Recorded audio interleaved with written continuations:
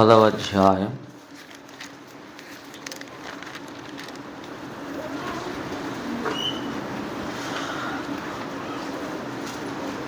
12వ వచనాన్ని మనం చదువుదాం. హోషేయ గ్రంథము 10వ అధ్యాయము 12వ వచనం అందరం కలిసి చదువుదాం రండి. నీతి ఫలించునట్లు మీరు విత్తనము వేయుడి, ప్రేమయను కోత మీరు కోయుడి, యెహోవాను ఎదుగుట ఇదే సమయం. ఆయన ప్రత్యక్షమై మీ మీద నీతి వర్షము కురిపించినట్లు ఎవరికెన్నడు దున్నని మీరు భూమిడి. చిన్న మాట ప్రార్థన చేసుకుని తలలంచని కళ్ళు మూసుకున్నాం. కృపగల తండ్రి, ప్రేమగల అయిన పరిశుద్ధుడైన దేవ, ఆశ్చర్యకరుడా, మాకు చాలిన దేవుడవు నీకు స్తోత్రం. మహాభక్తుడు నీ దాసుడు, నేను క్రీస్తును పోలి నడుచుకొనుచున్నాను గనుక నా పోలిని నన్ను పోలి నడుచుకుని చెప్పి నీ దాసునికి మీరిచ్చిన వాగ్దానం, నా కృప నీకు చాలునన్నావు. నీకు స్తోత్రం. నీ కృప సమృద్ధిగా ఇక్కడ కుమ్మరించండి. కృపా వర్షము, నీతి వర్షము, ప్రేమ వర్షం ఇక్కడ కురిపించండి. దేవాని మహిమ మేఘం, పరలోకపు మేఘం, పరిశుద్ధాత్మనే మేఘం ఇక్కడ నిలబెట్టమని ప్రార్థిస్తున్నాను. నాతో మాట్లాడండి, మాతో మాట్లాడండి. హృదయములను తాకండి, గాయపరచండి, గాయములు కట్టండి, ఆదరించండి. స్థితిగతులను బట్టి, హృదయ స్థితిగతులను బట్టి మీరు దర్శించండి. పరిశుద్ధాత్మ దేవానికి వందనాలు. రండి నాయన, నీ వశములో సంఘమును మీరు దాచిపెట్టమని ప్రార్థిస్తున్నాను. అంధకార క్రియలేసునావులో బంధించి వేస్తున్నాను. వారి ఆయుధములు, వ్యూహములేసునావులో నశింపజేస్తున్నాను. పరిశుద్ధాత్మ దేవ, నీ శక్తి విడుదల చేయండి, నీ వాక్కును విడుదల చేయండి, వాక్కుగా మార్చండి నాయన. బలలో మేము యోగ్యంగా చేయవేసి కృప మాకు దయచేయండి. నీ చేతులుగా అప్పగించుకుంటూ యేసు పరిశుద్ధ నామమును బట్టి అడుగుతున్నాము తండ్రి, ఆమేన్. దేవుని స్తోత్రం. హోషేయ గ్రంథము అనేది చిన్న ప్రవక్తల గ్రంథాల్లో మొదటిది అని పండితులు చెప్పారు. పెద్ద ప్రవక్తలు అంటే యెషయా, ఇర్మీయా, వాళ్ళు రాసిన విలాప వాక్యాలు, యెహెజ్కేలు, ఇవన్నీ పెద్ద అంటే ఎక్కువ అధ్యాయాలు ఉన్నాయని కాదు. హోషేయ కూడా పెద్ద ప్రవక్తే అని ఓఫీర్ అన్న ప్రమాణ వాక్యంలో రాశాడు. ఓఫీర్ అన్నకు ఆ అభిషేకం ఉంది. He can modify, he can alter. ఎందుకంటే మత్తయి సువార్త 17వ అధ్యాయం ప్రకారం సమస్తాన్ని బాగు చేయువారు ఇద్దరు. ఏమండి రండి, అది ఉందా లేదు ముందు చూద్దాం. కొద్ది బైబిల్ తిప్పాలి. మీరు బైబిల్ నేను పరిశోధన చేయాలి, ఇది వాస్తవికంగా ఉందా అనే వాళ్ళందరూ చక్కగా మన విద్యార్థులమై నేర్చుకుందాం. మత్తయి సువార్త 17వ అధ్యాయం 11వ వచనమా చదవండి. అందుకాయన ఏలియా వచ్చి సమస్తమును 11వ వచనం చాలా అద్భుతమైన వచనం. సమస్తమును, ఏదైనా చేయగలిగిన వాడు దేవుడు ఒక్కడే కదండి. ఏదైనా సమస్తమును సృజించిన వాడు ఆయనే. సమస్తమును పాడైపోతే కూడా బాగు చేయవాడు గనుకనే ఆయనకు విమోచకుడు అనే పేరుంది. హల్లెలూయా. విమోచకుడు అనగా విడిపించువాడు, విడుదల కలిగించువాడు. విమోచకుడు ఇంగ్లీష్లో రిడీమర్ అంటారు. రిడీమర్ అంటే విడిపించువాడు, విమోచకుడు. ప్రియులారా, న్యాయాధిపతుల కాలంలో ఒక్కొక్క న్యాయాధిపతి కూడా ఇది గట్టిగా మాట్లాడితే కూడా పోతుంది. ఇది సరే ఏమండి, సరే అంత ఏదో ఒకటి వాడు విడిపించే దేవుడు మన దేవుడు. నమ్మాలి, నమ్మితే దేవుని మహిమను చూస్తాం. ఇక్కడ ప్రార్థన నమ్మకం అనేది వైస్ వర్ష అంటే ఏమండి, ప్రార్థన చేస్తే విశ్వాసం పెరుగుతుంది. విశ్వాసంతో కొన్నిసార్లు నిలబడినప్పుడు ప్రార్థన బాగా చేస్తాం. కొన్ని చోట్ల ప్రార్థన అవసరం, కొన్ని చోట్ల విశ్వాసం అవసరం. కొన్నిసార్లు దేవుడు ప్రార్థన చేయొద్దు, నమ్మి సాగిపో అన్నాడా లేదా? ఎవరిని? మోషే ప్రార్థన చేస్తున్నాడు. ఎందుకంటే ఆ సిచ్యువేషన్ అట్లే ఉంది. ముందు పక్క ఏమో ఎర్ర సముద్రం ఉంది. సరే, ఎర్ర సముద్రం కాడొచ్చి పడినాము, ఎట్లా చేద్దాం దీన్ని అని ఆలోచించే లోపల టైం లేకుండా వెనకలు తరుముతున్నాడు వాడు. ఇప్పుడు ముందుకు పోవాలన్నా పోదామంటే సముద్రం, వెనకలు పోదామా అంటే వాడు తరుముకుంటూ వస్తున్నాడు. ఇక వేరే ఆప్షన్ లేదు, ముందు నుయ్యి వెనక గొయ్యి అని పెద్దల సామెత ఉంది. కొన్నిసార్లు కొన్ని పరిస్థితులు అట్లే ఉంటాయి. ఖచ్చితంగా ముందు పోదామా నుయ్యి పడతాం, వెనక పోదామా గొయ్యి వేసేపు వేసి పడేసినట్టు. ఇక రెండు డేంజరే. మరి ఏం చేయాలి అప్పుడు? ముందు నుయ్యి వెనక గొయ్యి అంటే అర్థం ఏంటి తెలుసా? ఉన్నసారి నిలబడని అర్థం ఏంటి? ఉన్న చోటు ముందు నిలబడు, ప్రార్థన చెయ్యి అని అర్థం. సరే, ఇశ్రాయేలీలు ముందు పక్క ఏమో ఎర్ర సముద్రం, వెనకేమో ఐగుప్తులు తరుముకుంటూ స్పీడ్గా వాళ్ళు వస్తున్నారు. లోపలేమో నెమ్మదిగా ఉందాము అని మోషే అనుకుంటే ఇశ్రాయేలీలు నెమ్మదిగా ఉండే రకం కాదు, వాళ్ళు ఊరుకుండే రకం కాదు. దేవుడే అంటున్నాడు ఏమని? అప్పుడప్పుడు మనం అన్నట్టు ఊరుకోండి, ఊరకుండుడి, నేనే దేవుడని తెలుసు. ఇది చాలా పవర్ఫుల్ వెపన్ అన్నమాట. ఈ మాట చాలా శ్రేష్టమైంది. శ్రీమతి కౌమెన్ ఎడారిలో సెలయేర్లు పుస్తకం రాసినటువంటి లేడీ, ఆయనకు చాలా ఇష్టమైంది ఏంటంటే ఈ పదం, ఇవాళ ఊరకుండుడి, నేనే దేవుడని తెలుసుకోండి. అంటే మహోన్నతుని చాటును ఊరుకుండండి అని, సర్వశక్తుని నీడన విశ్రమించండి. ఊరుకోవడం, విశ్రమించటం పని కాదు. ఇప్పుడు ముందు చూస్తే ఒక రకమైన సమస్య, వెనక చూస్తే ఒక రకమైన సమస్య. మరి ఈ సమస్యలను ఏం చేయాలి? ఊరుకుందామంటే లోపలంగా అంతకంటే భయంకరమైన వాడు ఉన్నాడు ఒకడు.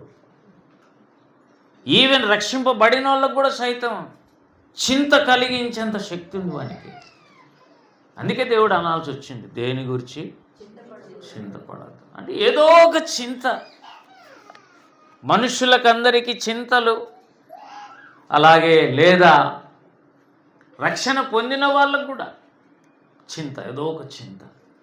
దేని గురించి చింతపడకూడని దేవుడు అంటున్నాడంటే చింతపడేంత విషయం భూమి మీద ఏది లేదు అని అర్థం. ఏంది ప్రభు అట్లాంటావు? పెద్ద పెద్ద వచ్చి మోపును మీద బడి చేస్తుంది, అల్లాడిపోతుంటే మేము ప్రాణాల మీదకే వస్తుంటే చింతపడద్దంటావేంటి అంటే మీ చింత యావత్తు మీరు చెప్పండి. చింత పడకూడి అంటున్నాడు, మళ్ళీ చింత ఉంటే నా మీద వేయాలి. చింత దేవుని మీద వేయాలి, అది చాలా కష్టం. అట్లా వేయాలంటే నువ్వు గంటలు గంటలు ప్రార్థనాపరుడు అయి ఉండాలి. హల్లెలూయా. చింత ఎలా వేయాలి? నా దగ్గర నుండి చింత తీసుకుపోయి దేవుని మీద వేయాలి. ఎలా చేస్తాం? ట్రాన్స్ఫర్ ఎలా అవుతుంది? ట్రాన్స్ఫర్ చేయాలంటే ప్రార్థన, మళ్ళీ ప్రార్థన చేసేటప్పుడు ఈడే అడ్డగిస్తాడు. చింత పుట్టించేది ఈడే. చింత తీసుకుపోయి దేవుని మీద వేద్దామంటే ప్రార్థన చేయనీయకుండా గలిబిలు చేస్తాడు. సరే, ప్రార్థన చేద్దామని తీర్మానం చేసుకొని ఇంట్లో అన్ని పనులు చేసుకొని ఉపవాసం కూర్చుంటే అనుకున్నాం, లోపల నుంచి గలిబిలి. ఎక్కడి నుంచి? లోపల నుంచి గలిబిలి. అట్లా కళ్ళు మూసుకుంటానే కిటికీలో పిల్లి ఇట్లా కూర్చొని ఉన్నట్టు. ఎందుకు నా పిల్లి అంటే పాలు నువ్వు పెట్టి మర్చిపోయిపోయినావు, తాగడానికి వచ్చినని అప్పుడే మతికి వస్తుంది. ఇప్పుడు ఏం చేయాలి? ఇప్పుడు ఇంటికి పోయి పిల్లి కథ చూడాలనా, లేకపోతే ఇప్పుడు ప్రార్థన కంటిన్యూ చేయాలనా? ఏమండి? ఒక వ్యక్తి ప్రార్థన చేసుకుందామని నిజంగానే ప్రార్థన కళ్ళు మూసుకున్న తల్లికి నిజంగానే పిల్లి వచ్చింది. వచ్చి పాల కాడ మూతి పెడతా ఉంది. ఆయన ఏం చేయాలి చెప్పండి మీరు? ప్రార్థన స్టార్ట్ చేసేసినాడు కదా, ఆఫ్ చేయాలనా పిల్లిని తరమాలనా? ప్రాక్టికల్ ప్రాబ్లమ్స్ వచ్చాయి. అప్పుడు హల్లెలూయా అంటాడంట. అంటే రెండు సరిపోతుందని.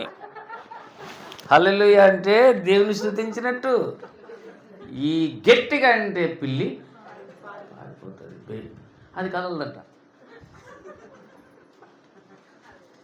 ఇక ఇది పోయింది అది పోయి అది రెండు పని జరగటంలే. కళ్ళు తెరిచి ఎంత చెప్పినా కూడా పోవు గది నేను అని లేచి ఇక కట్టె తీసుకుని తగినాడు. ఏమైంది మొత్తం మీద? ప్రార్థన ఏ మనుష్యుడు సాధన చేయడు. తెలుసా మీకు? ఎందుకంటే ప్రార్థన చేయనీయకుండా చేస్తున్న ఒక చీకటి శక్తి, ఒక వ్యక్తి, ఒక అంధకార రాజ్యం అంతా అలుముకుంటుంది, నీకు అలుముకుంటుంది, ప్రార్థన చేయలేదు. కాబట్టి ప్రతి భక్తుడు ప్రార్థన చేయటం వల్ల కాదు. ఎందుకంటే వాడు కనబడడు. పిల్లన్న కనబడుతుంది, వాడు కనబడడు. వాని ఆయుధాలు కనబడవు. వాని సైన్యం ఎంతుందో అర్థం కాదు. వాడు ఎందుకు ఆపుతున్నాడో తెలియదు.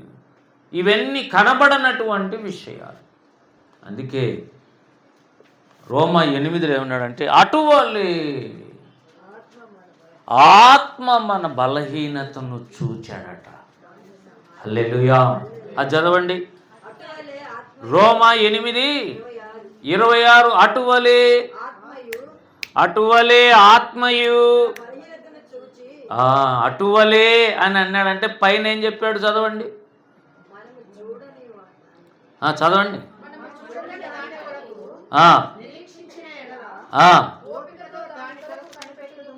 ఓపికతో దాని కొరకు, చూడని దానికోసం కనిపెడుతున్నాం. చూసిన దానికోసం కనిపెడితే వస్తే కనుక్కోవచ్చు.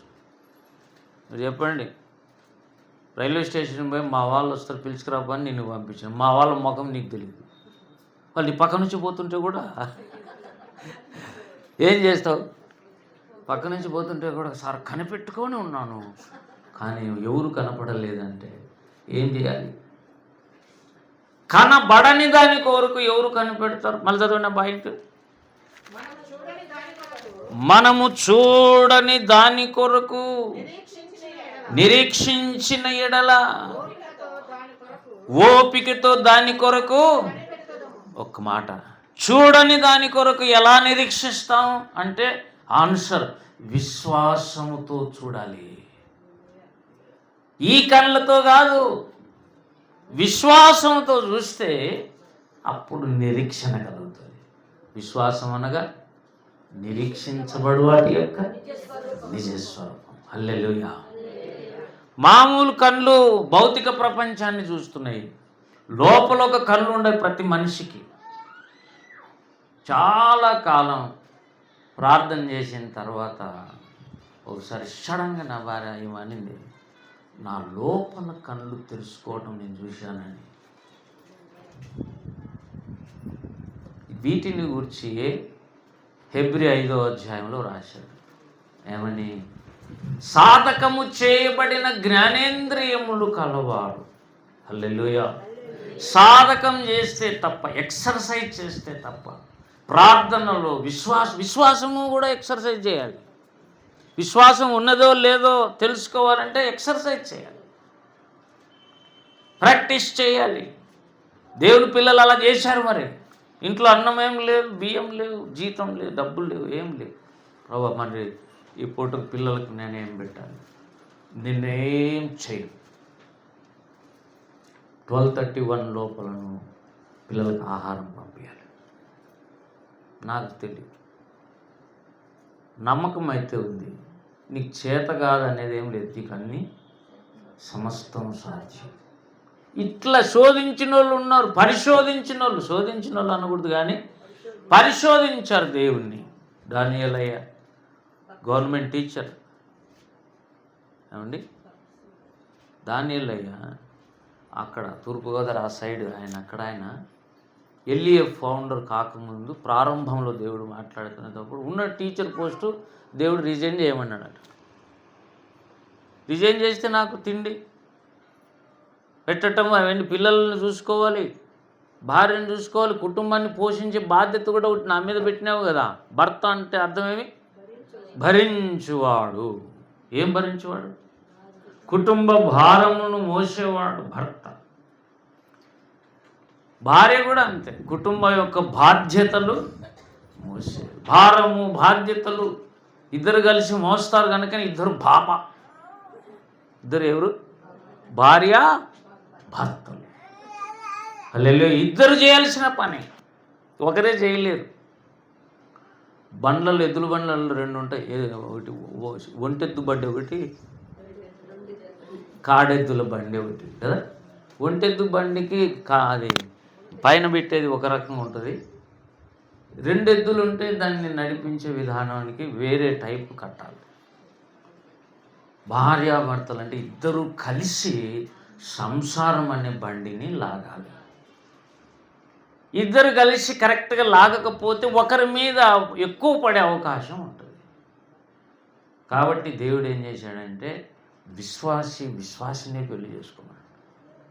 ఇద్దరు కలిసి ఒకటే మాదిరిలో ఆగుతారు. ప్రార్థనలు చేసి పెళ్ళిళ్ళు చేసుకోమని చెప్పింది దేవుడు. అందుకే కొంపదీసి మిస్ మ్యాచ్ అయితే ఎడమ్మకం పెడమ్మకం ఉంటుంది. ఇంట్లో ఏముంటుంది? ఒకరికి ఒక ఆలోచన వస్తుంటుంది, ఇంకొకరికి ఒక ఆలోచన వస్తుంది. సరే, ఇద్దరు భారం మోసుకుంటే మేలని ఇద్దరికి దేవుడు ఉద్యోగాలు ఇచ్చాడు అనుకో. ఇద్దరికి ఉద్యోగాలు ఇస్తే ఇద్దరు సంపాదిస్తే కుటుంబం ఈజీగా ఆర్థిక పరంగా ఈజీగా ఉంటుంది అనేది వాస్తవం. ఈ కాలం అందుకే యవ్వనస్తులు తెలివి ఎక్కువైపోయి ప్రార్థనలు ఎక్కువ చేస్తున్నారు. ఎందుకంటే ఉద్యోగం ఉండే భార్య కావాలి, ఉద్యోగం ఉండే భర్త కావాలి. ఇద్దరు కలిసి సంపాదించకపోతే కుటుంబం నడవదు. ఈజీగా ఉంటుంది ఇద్దరు సంపాదిస్తే అనేది ప్లాన్. కానీ అది ఏమవుతుందంటే ఇద్దరు సంపాదించే తల్లికే సంపాదించే వాళ్ళకి అంతో ఎంతో గర్వం వచ్చేస్తుంది. సంపాదించే వాళ్ళకి అంతో ఎంతో గర్వం వచ్చేస్తుంది. అందుకే పురుషులకు ఎక్కువ నేను సంపాదించి పెడుతుంది, నీకెందుకు అయ్యింది, నువ్వు కుటుంబము నడిపించు అని మాట్లాడుతున్నారు పురుషులు. వాళ్ళ నోరు మూయాలంటే ఏం చేయాలి? వీళ్ళకు కూడా ఉద్యోగం రావాలి.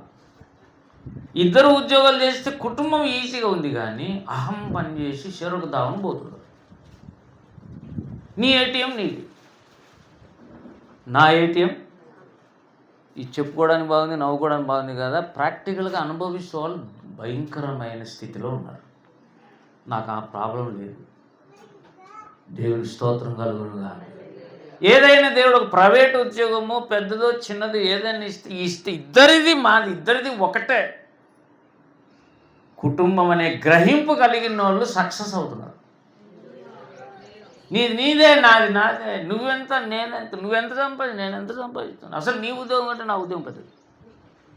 కొంతమంది అంటారు ఆ మాట. ఒకసారి కొత్తలో పెళ్ళైనప్పుడు అనుకొని ఇద్దరు విడిపోయి 25 సంవత్సరాలు మాటలేదు. మీరు చూడండి, కత్తితో పొడిస్తే కూడా రక్తం కారి గాయము అయ్యి మళ్ళా గాయం మానిపోయి అసలు ఇక్కడ గాయమైందా లేదన్నంత తెలియకుండా అయిపోతుంది. కానీ ఒక మాట, నేను దయచేసి చెప్తున్నా, పెళ్ళైన కొత్తల్లో అతి మాటలు మాట్లాడుకోవద్దు భార్యాభర్తలు. లైఫ్ లాంగ్ అయ్యి బండ మీద శిల్పం చెక్కినట్టు రాసుకుంటారు అందరూ.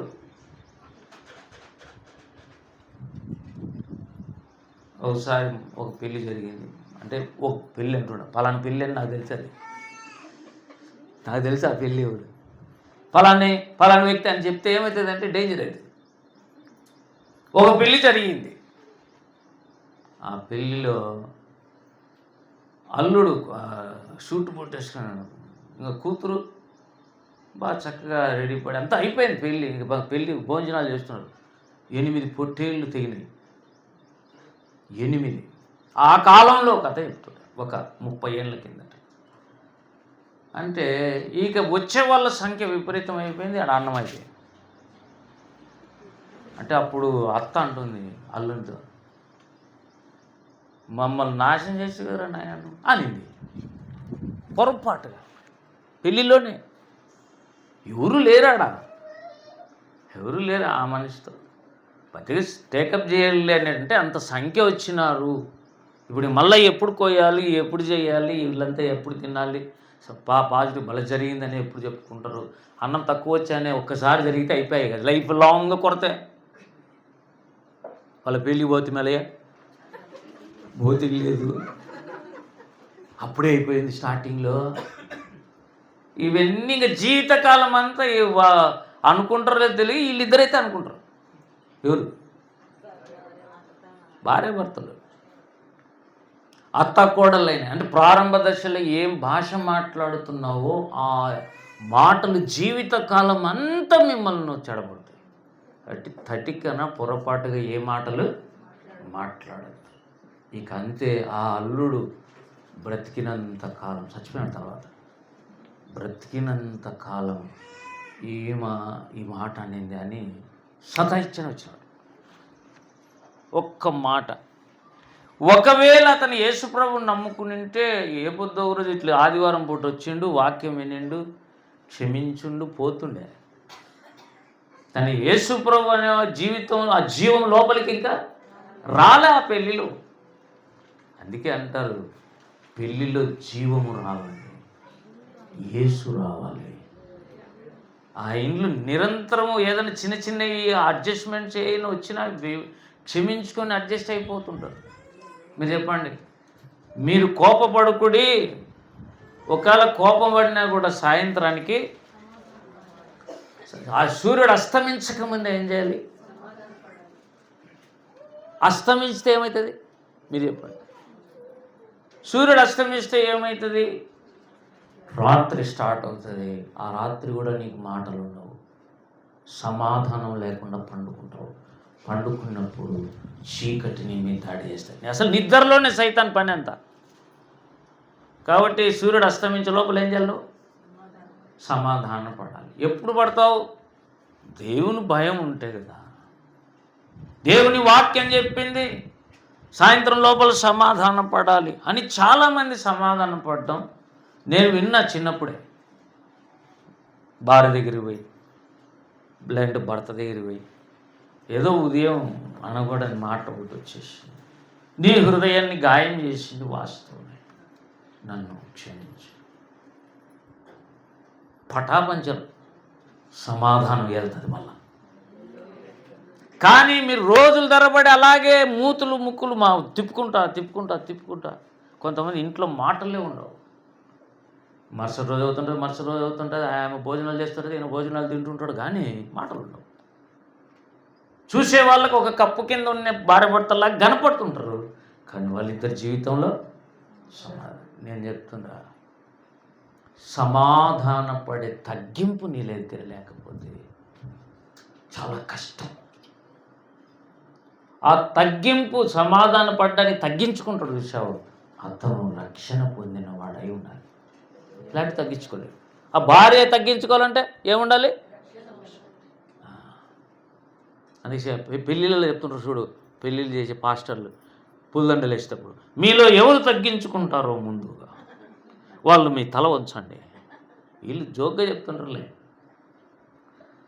రంజితన్న కూడా అన్నాడు ఆ మాట. బాబు ఎప్పుడు నువ్వు తల వంచవు, కనీసం ఈ రోజన్నా వంచురా. ఆయన పుల్లండి నీ పొట్టిగా ఉంది. పెళ్లి కూతురు దాదాపు ఎట్లుంటారు? 99% పొట్టి ఉంటారు. భర్త ఏమో చాలా హైట్ ఉంటాడు. ఇక ఆయనకు పుల్లండి వేయాలంటే ఎట్లా ఏమో పరిస్థితి? ఖచ్చితంగా ఆయన బెండుగా తల వంచాలి ఏమో పూలదండ వేయించుకోవడం కోసం. పూలదండ వేయించుకోవాలంటే చాలా వంగాలి నువ్వు. అదే లైఫ్ లాంగ్ అడ్జస్ట్ అయ్యే నేచర్ ఉంటే మీరిద్దరు ఎప్పుడు పూలదండలు మార్చుకున్నట్టే ఉంటుంది. పూలదండలు అంటే చాలా మందికి అర్థం కావటం లేవు. గులాబీ పూలు ఇప్పుడు స్టైల్ పూలు అన్నీ వచ్చినాయి. ఇంతకుముందు నా పెళ్ళిళ్ళు అయితే కాళ్ళకాటికి వేసినారు ఆ పూలదండ. నా మైండ్ ఉంది అది. నేను లోపల నలిగిన, కానీ ఏం చేయలేదు. తీయండి రా ఈ పూలదండ, ఎవడో తెచ్చింది అని అన్నాం అనుకుంటే కోపం వస్తుంది. ఎవరినంటావు పెళ్ళిలో? అప్పటికప్పుడు వేరే పూలదండ తేలేరు. అందుకని టెక్నిక్గా ఎనిక్కి అని ఇట్లా ఎనికేసేసాం. వెనకలు ఎవరు చూడరు. తమాషా జోక్ చెప్తున్నారు. ఇప్పుడు అట్లా స్టైల్గా ఉండేటి బెంగళూరు నుంచి తెప్పిస్తున్నారు. అసలు అవి పూలే కాదు, వెరైటీగా ఉన్నాయి, కాస్ట్లీ దండలు. వాడిపో ప్లాస్టిక్ మాదిరి ఉండేటువంటి వేస్తే అద్భుతమైన స్టైల్గా ఉంటుంది, చాలా కాస్ట్లీ ఒక్కొక్కటి. కొంతమంది బీదలు అయితే ఏదో చెండు మల్లె పూలతో చేసుకుంటారు. ఇవన్నీ ఎందుకు చెప్తున్నాను నేను? తారతమ్యాలు చూడండి ప్రియులారా. వాళ్ళు ఏ స్థాయికి చెందిన వాళ్ళు భార్య భర్తలు అనేది కాదు ఇక్కడ, వాళ్ళకి రక్షకుడు ఉన్నాడా లేదనేది పాయింట్. యేసు ప్రభు లేకుండా చేసుకున్న పెళ్ళి అడ్జస్ట్ కావాలంటే సంవత్సరాలు పడుతుంది, లేదా రక్షణ కార్యాలన్నా జరగాలి. సరే, ఇక్కడ మనం గమనిస్తే అసలైనటువంటి విషయం ఏంది ప్రియులారా? మన బలహీనత ఏంటి? మన బలహీనత అంటే ప్రార్థన చేయటం మన బలహీనత. రోమా 8:26. అటువలే ఆత్మ మన బలహీనతను చూచి సహాయం చేయడానికి వచ్చాడట. ఏం బలహీనత చూశాడు? వీళ్ళకి ప్రార్థన చేసేది రాదు, ఎప్పటికీ రాదు, చేయలేరు, చేస్తే సైతాన్ అడ్డుపడతాడు, చింతలు అవన్నీ పోగొట్టలేము. ప్రార్థన చేయకపోతే చింత పోదు, ప్రార్థన చేస్తేనేమో వీడు అడ్డుపడతాడు. కాబట్టి వీళ్ళకి ఏం చేయాలి? నేను సహాయం చేయాలి. డబ్బు సహాయం కాదు ఇక్కడ, ప్రార్థన నేర్పించటానికి సహాయం. హల్లెలూయా. ప్రార్థన చేయడానికి హెల్ప్. ఆపత్కాలములో ఆయన అంటే దేవుడు నమ్మదగిన. ఎప్పుడైతే నువ్వు క్రిటికల్ పొజిషన్కి వచ్చినానంటే ఇమ్మీడియట్గా ఒకటి మతికి రావాలి, కరెక్ట్గా ఆ టైంలో హెల్ప్ చేసి ఆయన ఒక ఆయన దేవుడు. హల్లెలూయా. ఆపత్కాలములో ఆయన నమ్ముకొనదగిన. అన్ని అప్పులు వచ్చి మీద కూర్చున్నాయి అనుకో, కరెక్ట్గా ఆ టైంలో దేవుడిని మతికి తెచ్చుకో. అంతే. ప్రార్థన చేయడానికి చేతకానంత శ్రమలు నీ మీదకి వచ్చాయి, కరెక్ట్గా ఆ టైంలో నీకు ఒక సహాయకుడు ఉన్నాడు. నమ్ముకొనదగిన సహాయకుడు ఆయన. ఆయన నమ్మచ్చు, వేరే వాళ్ళని నమ్మలేవు, వేరే వాళ్ళను నమ్మలేదు. కానీ యేసు ప్రభువును మాత్రం నమ్మచ్చు. కానీ ఇక్కడ చెప్తాడు 26లో, ఆయన మన బలహీనతను చూచి, ఇక్కడ 2 పాయింట్లు. దేవుడు ఏం చూస్తున్నాడు? మా మనుషులందరూ వీక్ అని చూశాడట. ఏ విషయంలో? ప్రార్థన చేసి. మీరు చెప్పండి, ఎన్ని సంవత్సరాలు చేసినా కూడా ప్రార్థన సరిగా రాదు. కానీ దేవుడి సహాయం కన్నా నువ్వు కోరుకొని కన్నా హెల్ప్ తీసుకొని కన్నా సహాయం ప్రార్థన చేస్తే ఆశ్చర్యకరంగా జవాబులు వస్తాయి. హల్లెలూయా. ఇక్కడ దేవుడు బలహీనతను చూచాడు, సహాయం చేయించున్నాడు. ఇంతకు ఆ సహాయం చేస్తున్న దేవుడు ఎవరు అంటే ఆత్మ అయిన దేవుడు. తండ్రి కాదు, కుమారుడు కాదు, పరిశుద్ధాత్మ దేవుడు. ఆయన పని అదే, ఆయన విజ్ఞాపనకర్త. ఇంకా కిందికి వస్తే అనేక విషయాలు. ఏలైనగా మనము యుక్తముగా ఎలాగూ ప్రార్థన చేయవలన మనకు తెలియదు. అంటే ఇప్పుడు మన బలహీనత ఏంది? యుక్తముగా ప్రార్థన చేసేది మనకు తెలియదు. కాబట్టి అది ఎవరు చూశారు? ఆత్మదేవుడు చూశాడు. ఇది వీళ్ళ బలహీనతలే అని అర్థం చేసుకున్నాడు, సహాయం చేయడానికి వచ్చాడు. దేవుని స్తోత్రం కలుగును గాక. అప్పుడేమైందంటే ఒక్క నిమిషం, పరిశుద్ధాత్మ దేవుడు లోపలికి వచ్చేవాడు. ఎందుకు? ఆత్మ, తండ్రి అయిన దేవుడు, కుమారుడైన దేవుడు కూడా సహాయం చేస్తారు. కానీ ఈ ప్రార్థన విషయంలో పరిశుద్ధాత్మ దేవుడే ఎందుకు ప్రత్యేకించబడ్డాడంటే లోపలికి వస్తాడు, లోపల ఉంటాడు.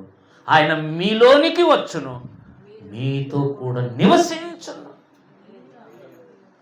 ఇక అంతే. 2000 సంవత్సరాలైంది సంఘానికి, లేదా నువ్వు బ్రతికే కాలం 100 సంవత్సరాలైనా ఆయన నీతోనే ఉంటాడు.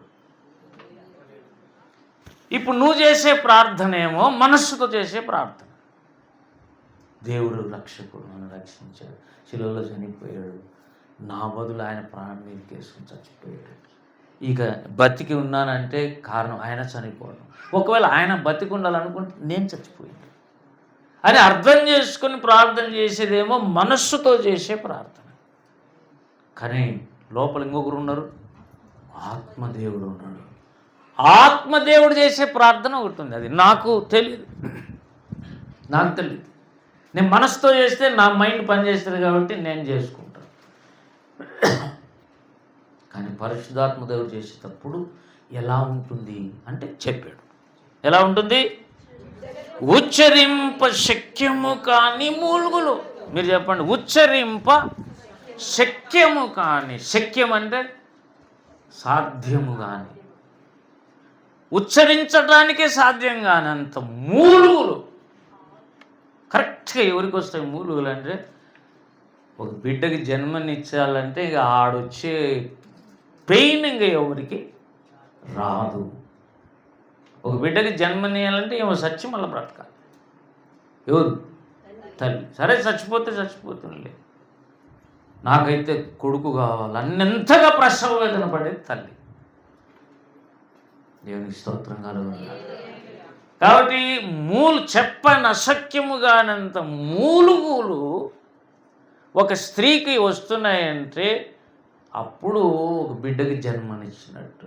లేదా ఆత్మలో మనం కూడా వేరే పిల్లల్ని ఎవరినైనా నూతన ఆత్మలను కనాలంటే అంత మూలగాలి, అంత పెయిన్ నీకు ఉండాలి, అంత భారం నీకు ఉండాలి. అయితే ఉచ్చరింప శక్యమైన మూలుగంటే మనకొస్తేనే దాన్ని అట్లా అంటే పరిశుద్ధాత్మ దేవుడికి ఎందుకు వస్తుంది అది? ఆడ అనింది ఎవరు? ఉచ్చరింప శక్యముగాలు మూలుగులతో ఆత్మ తానే మన పక్షముగా ఎవరు పక్షంగా ఉండడం లోపల? He's our representative, he's our intercessor, he's our సప్లికెంట్.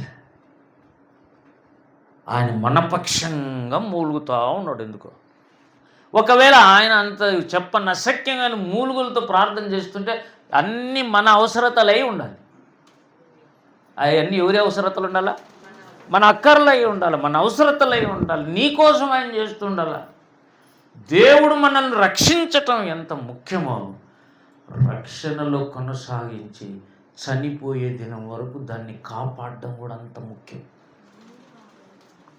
లేకపోతే ఇడు దొంగ ఒకడు ఉన్నాడు పక్కన, వాడు ఇంటికి వస్తే నగలు నట్రవానికి అవసరం లేదు, వాని దగ్గర కుప్పలు కుప్పలు ఉన్నాయి, బంగారు వెండి అన్నీ, ధనరాశులన్నీ వాని దగ్గర ఉన్నాయి.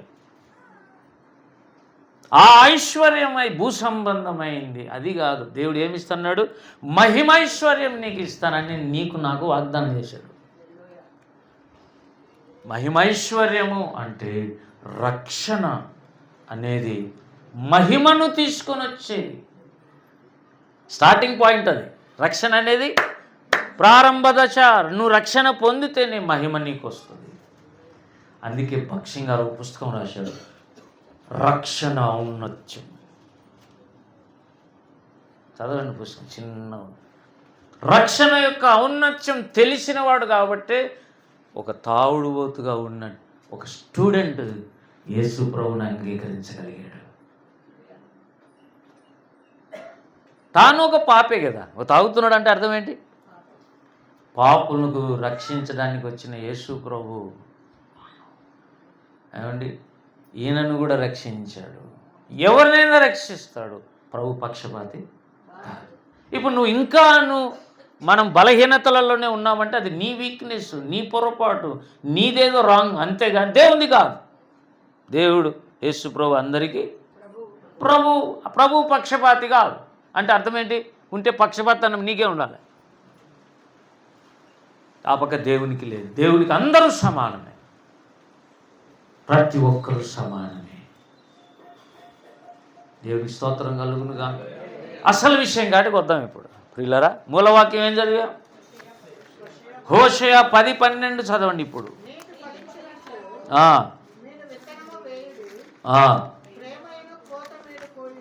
ప్రేమయను కోత మళ్ళా చదవండి ఆయన. నీతి ఫలించునట్లు మీరు విత్తనం వేయండి, ప్రేమయను కోత. ఇక్కడ విత్తనము ఈ లోక సంబంధమైంది కాదు, ఫలము ఈ లోక సంబంధమైంది కాదు. నీతి ఫలించాలి, చెరుకు ఫలించాలి కాదు.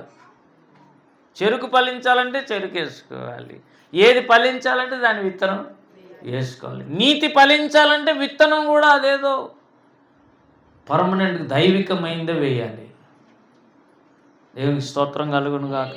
నీతి ఫలించునట్లు మీరు విత్తనము వేయడి. నీతి ఫలించాలి. ఫలం, ఏ ఫలం రావాలంటే దాని విత్తనమే. ఇప్పుడు నీతి ఫలించిందంటే ఏ విత్తనం వేసి ఉండాలి? నీతి అనే విత్తనం వేయాలి. మీరు ఏం విత్తుదరో దాన్నే, గలతీ పత్రికలో. కాబట్టి ఏం విత్తితే ఇప్పుడు ఏం, నీతి ఫలించాలంటే ఏం విత్తాలి మనం? మీరు చెప్పండి. నీతిని విత్తాలి, అబద్ధమును విత్తకూడదు.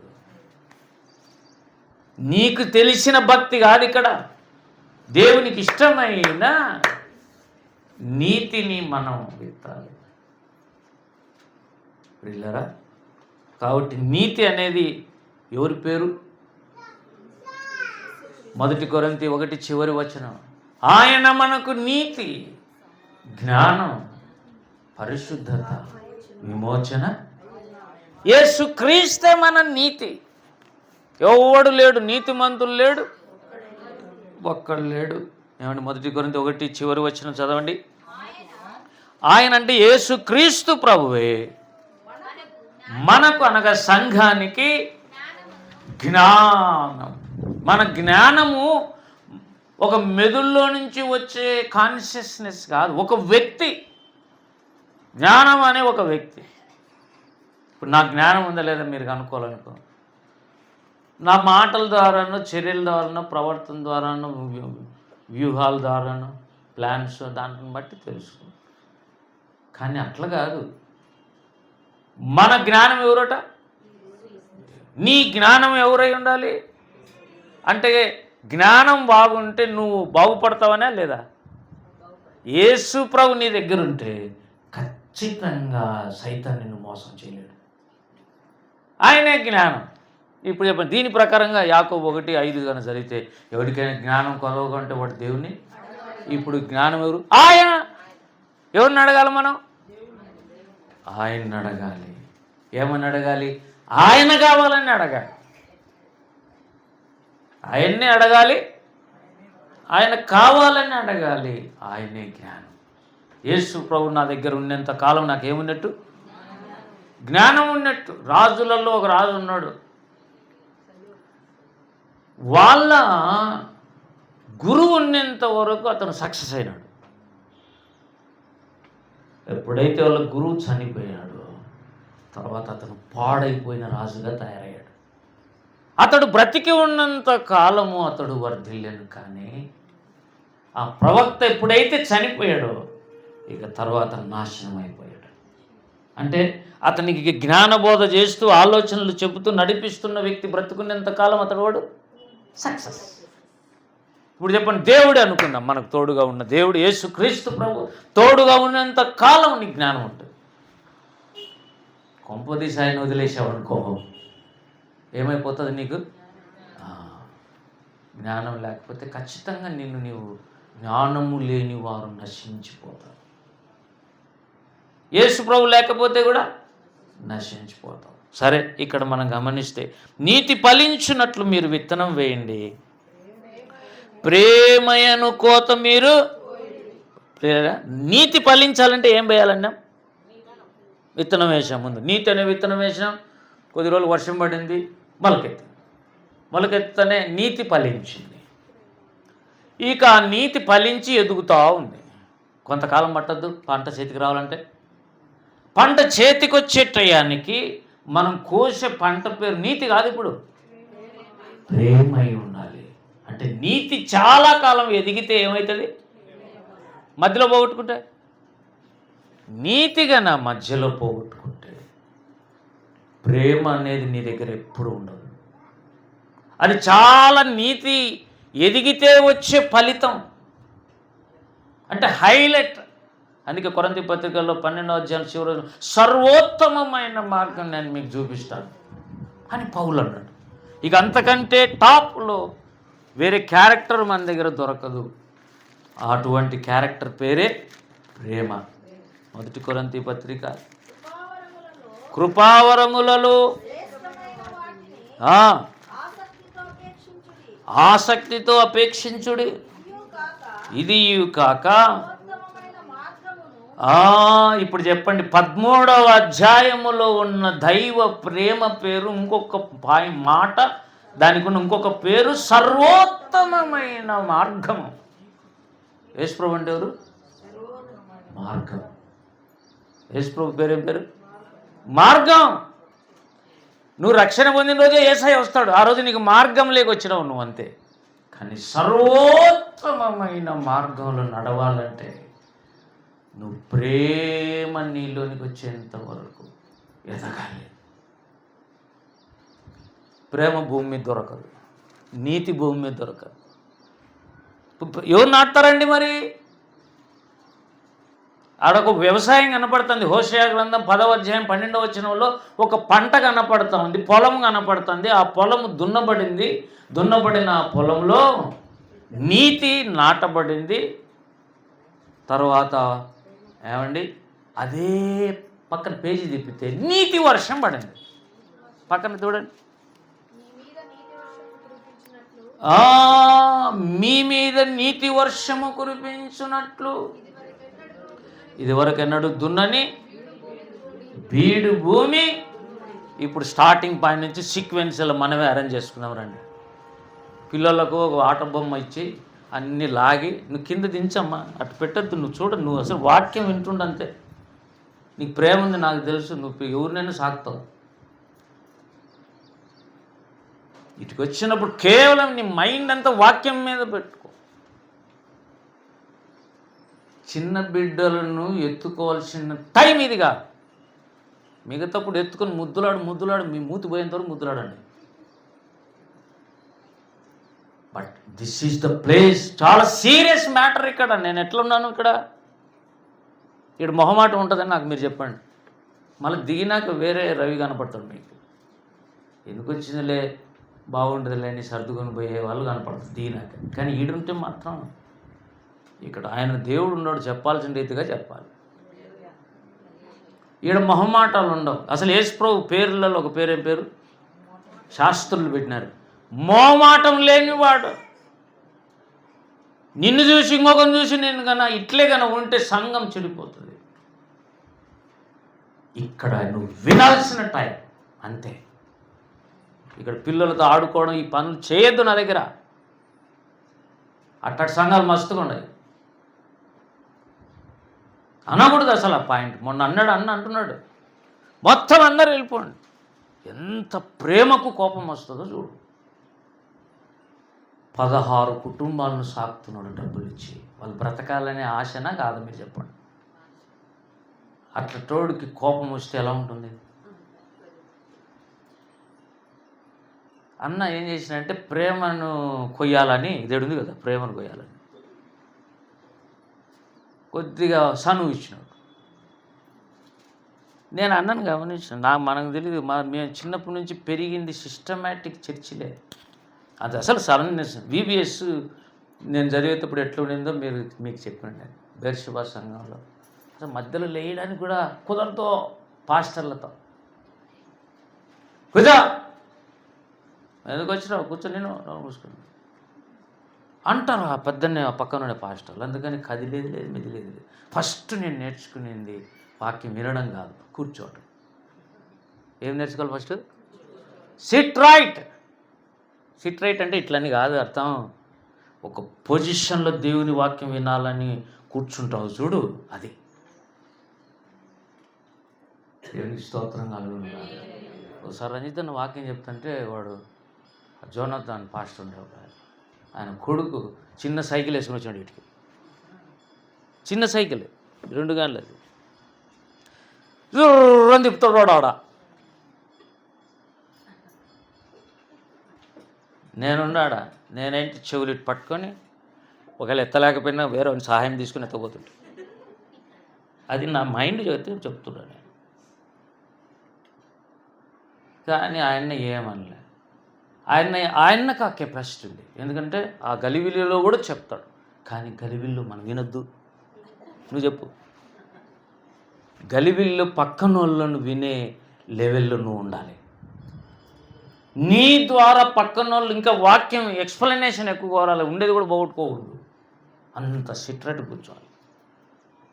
శ్రద్ధగా వింటే మీ జీవితాల్లో స్వస్థతలు చేస్తాను అన్నాడా లేదా? నిర్గమాకాండంలో 15వ అధ్యాయంలో ఏమన్నాడు? నా మాట ఎవడు శ్రద్ధగా వింటాడో ఆ వినేదాన్ని బట్టి నేను వానికి స్వస్థతనిస్తాను. నిర్గమాకాండం 15వ అధ్యాయం ఆ చివరి వచనాలు చదవండి ఎవరైనా. నీ దేవుడైన యెహోవా మాటను మీరు చెప్పండి, నాకు మీరే చెప్పాలి. నాకు శ్రద్ధగా వినడం అంటే ఏంటి? పక్కన వాళ్ళని ముద్దుకుంటా చీ అనుకుంటా వాళ్ళకి చాక్లెట్ ఇచ్చుకుంటానా? మీరు చెప్పండి. నీ నోట్స్ నువ్వు తీసుకొని, అందుకే నోట్స్ పెన్ను తెచ్చుకోమని చెప్పి నేను చాలామంది. వాళ్ళు తెచ్చుకోరు, వాళ్ళకి రాదు, రాసేది రాదు, ఇంటికాడికి పోయి ధ్యానం చేసేది లేదు, ఇక్కడికి వచ్చి గలిబిలు చేసేది ఒకటి తెలుసు. నేను అరుణాని అన్నాను, ఎందుకంటే అరుణ మెంటాలిటీ నాకు తెలుసు. సొంతం తమ్ముని కొడుకుని పెంచినది ఆ పాప ఇంట్లో పెట్టుకుని. ప్రేమ లేని అంటామా? అనగలరా ఎవరైనా? కానీ ఇక్కడ కాదు అంటుండ. అది హల్లెలూయా. ఇక్కడ ఉన్నప్పుడు చాలా జాగ్రత్తగా ఎవరి పిల్లలను చూసుకోండి. మీరు ఎవరి పిల్లలను వాళ్ళు చూసుకోండి. కొద్దిగా సిస్టమేటిక్ కూర్చోబెట్టడం. ఇదే ఫలితం నీకు ఇంట్లో నెమ్మది రాకపోతే అడుగు. ఇక్కడ కూర్చున్న వాళ్ళు అక్కడ కూడా ఏం చేస్తారు? ఇది విన్న వాళ్ళు అదృష్టవంతులు, ఆ కుటుంబాలు అద్భుతంగా మారుతాయి. దేవుని స్తోత్రం కలుగుతుంది. కానీ అసలు విషయం చెప్పనండి, నేను త్వరగా ముగిస్తా. నీతి నాటితే నీతి మొలుస్తూ ఉంది. అలా మొలసాలంటే నీతి వర్షం పడాలి. మీరు చెప్పండి, ఇంతకంటే ముందు నీతి నాటేది లేదు, నీతి మొలిసేది లేదు, నీతి వర్షం లేదు, బీడు భూమి ఉంది అక్కడ. ఫస్ట్ ఏం చేయాలి మరి? బీడు భూమి దున్నాలి. అది ఇంతవరకు దున్నని భూమిని ఏమంటారు? మీరే నాకు తెలీదు పల్లెల గురించి. బీడు భూమి అంటే అర్థం ఏంటి? దున్నని భూమి. హల్లెలూయా. ఎవరికి పనికిరాని ఆ లైఫ్ను తీసుకొని దేవుడు ప్రేమను పండించాడు. అది దేవుడు గొప్ప సంగతి. ఎవరికి బీడు భూమి అంటేనే ఎవరికి పనికిరాని భూమి అది. ఇక్కడ ఏమన్నాడు? మళ్ళా నేను చదువుతాను, నేను ఎన్నిసార్లు చదువుతాను ఇవన్నీ. ఒకే వచ్చదాన్ని చాలాసార్లు చదివి ధ్యానం చేస్తుంటాను. మీకు తెలీదు, 20 ఏళ్ళ నుంచి ఒక చిన్న పుస్తకం చదువుతున్నాను నేను. మా వాళ్ళు చూసి నవ్వుతుంటారు, దీనికి ఏమి అంటు కట్టినావు అంటే అర్థం చినిగిపోయింది, దానికి మళ్ళీ ప్లాస్టర్ వేసుకున్నాను. కొత్త పుస్తకం కోసం ఎతకగలను, వేలు పెట్టి అదే కొనమంటే కొంట, కానీ దొరకటం లేదు. పాత పుస్తకం. ఇప్పుడు ఆ సేవకుడు లేడు, చనిపోయినాడు ఆయన. కానీ అది ఎప్పుడు ఉజ్జీవం ప్రార్థన అనే పుస్తకం ఎప్పుడు నా దాని మీద ఉంటుంది. కనపడకపోతే ఇల్లంతా ఎత్తుకుతా, చెప్తా వీళ్ళకి ఆడిపోయింది నా పుస్తకం కనపడలే. అది కొన్ని ఏళ్ళు చదువుతా. ప్రతిరోజు నా మంచం మీద బైబిల్ పక్కన అది ఉండాలి. అది చదివితే దేవుని ఆత్మ తాకుతుంది. అది నా పాయింట్. అంత అభిషేకం ఉంది దాంట్లో. అది వాక్యం చదువుతాను. ఇది కూడా చాలాసార్లు చదివినాను. ఈరోజు దేవుడు ఈరోజు కుదిరింది. ఈరోజు కుదిరింది అది. ప్రియులారా, ఇది వరకు ఎన్నడూ దున్నని బీడు భూమి. ఇంతవరకు ఎవడు దున్నలేడా? దేవునికి కావాల్సిందల్లా ఇట్లాంటివే. ఓ గాడిద ఉంది, దాని మీద ఎవడెక్కలే, ఇంతవరకు ఎవడెక్కలే. అది కావాలి నాకు, ఎందుకంటే ఇంక నేనే ఎక్కుతాను. ఆ గాడిద నా గాడిద కావాలి. ఆ అసలు బీడు భూమి అంటేనే పనికిరాని భూమి, అది ఎవడు దున్నలేదు. ఇప్పుడు ఆయన తీసుకున్నాడు. దేవుడు చెప్తున్నాడు, మనతో చెప్తున్నాడు. ఇప్పుడు దున్నుడి అంటున్నాడు అంటే అర్థం ఏమిటి? పక్కన ఎవరికో చెప్తున్నాడు కానీ అర్థం సెకండ్ పర్సన్కి ఎవరికో చెప్తున్నాడు, దున్నండి. ఎటువంటి భూమిని దున్నండి? అర్థమైందా ఇప్పుడు? పిల్లరా, ఒకటి మనం నేర్చుకుంటే, ఎవరు వెళ్ళని స్థలాలకు వెళ్ళి సువార్త ప్రకటించటమే ఎవరు దున్నని బీడు భూములు. రీచ్ ద అన్రీచ్డ్ ప్లేసెస్ అని ఉంది ఒక చోట. అంటే ఎవరు వెళ్ళని స్థలాలకు వెళ్ళి సువార్త ప్రకటించటం అనేది బీడు భూములను దున్నుట. దేవుని స్తోత్రం. ఉదాహరణకు డేవిడ్ లివింగ్స్టన్ అనే ఇంగ్లాండ్ బ్రిటిష్ పర్సన్ దేవుని కొరకు తీర్మానం చేసుకుని ఆఫ్రికా ఖండానికి వెళ్ళాడు 18వ శతాబ్దంలో. మన పిల్లలను బాగా చదివిపిస్తే మనకేముంటుంది ఆశ? నిజంగా చెప్పండి, హార్ట్ఫుల్గా. మన పిల్లలను మనం చదివిపిస్తే మంచి ఉద్యోగం వస్తుంది, మంచి లాభాలు వస్తాయి, ఆర్థిక ఇబ్బందులు ఉండవు అనేది మన పాయింట్. కానీ డేవిడ్ లివింగ్స్టన్ కనీసం 4-5 PhDలు ఉన్నాయి. జాగ్రఫీలో టాప్, అంటే మొత్తం బయాలజీ సంబంధించిన దాంట్లో అయితే కన్నా ఒక డాక్టరేటే ఉంది అతని. కొత్త కొత్త మొక్కలు కనుక్కున్నాడు ఆయన. అన్ని దాంట్లో దాదాపు 4 దాంట్లో PhDలు ఉన్నాయి. ఇంకొకటి కూడా డిస్కవరర్ అని ఆయనకు పేరుంది. అంటే పాత స్థలాలు ఎవరికి తెలియకుండా అలాగే ఉన్న వాటిని మళ్ళీ కొత్త కనుక్కుంటే వాటిని ఏమంటారు? డిస్కవరీ అంటారు. కొత్త దాన్ని కనుక్కుంటే అది ఇన్వెన్షన్ అంటారు. ఆ ఆఫ్రికా ఖండంలో 50 రాష్ట్రాలు ఉన్నాయి. వెళ్ళిన ప్రారంభంలోనే సింహం దాడి చేసి ఈ చెయ్యిని పట్టేసింది. సింహం, దేవుని కృప, ఈ చెయ్యి తెగిపోయి మనిషి బ్రతికినాడు.